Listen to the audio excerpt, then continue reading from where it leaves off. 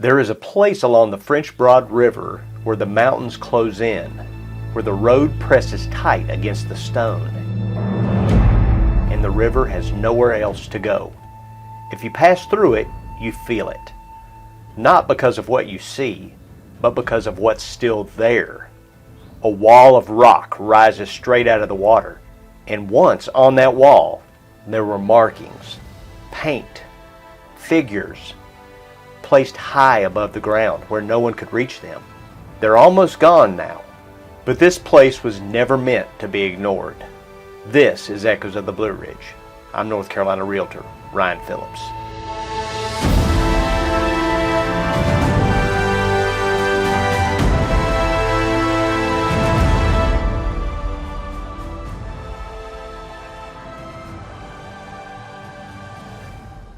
Paint Rock sits at the edge of North Carolina just before the land opens into Tennessee. But here it doesn't open, it tightens. The river narrows, the mountains close, and everything moving through this region, past or present, is forced into the same corridor. There are no alternate routes, no easy ways around.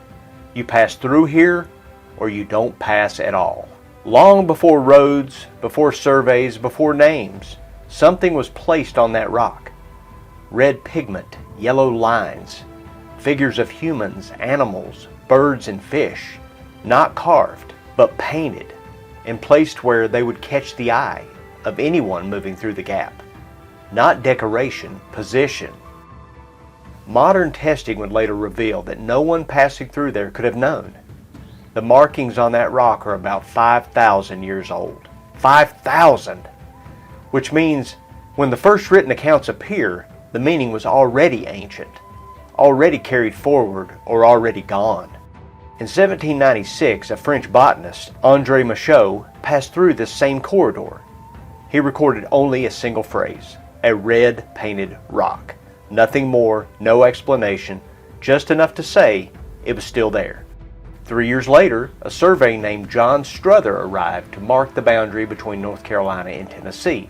He stopped, measured the cliff, 107 feet 3 inches, and wrote what he saw. Figures, humans, animals, birds, fish, still visible, still there, but already fading. Not from time alone, from smoke. Travelers had camped beneath the rock.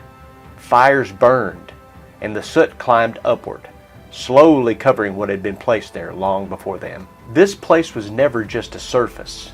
It was a funnel, a narrowing of terrain so tight that movement slows and attention sharpens. The river crossing, the old road, everything converges here. And anything placed on that rock was placed in front of everyone. Not far from this point in 1778, two frontier scouts, Thomas Morgan and Henry Reynolds, moved through this corridor tracking stolen horses during the Revolutionary War. And in doing so, they discovered the warm mineral waters that would become known as warm springs.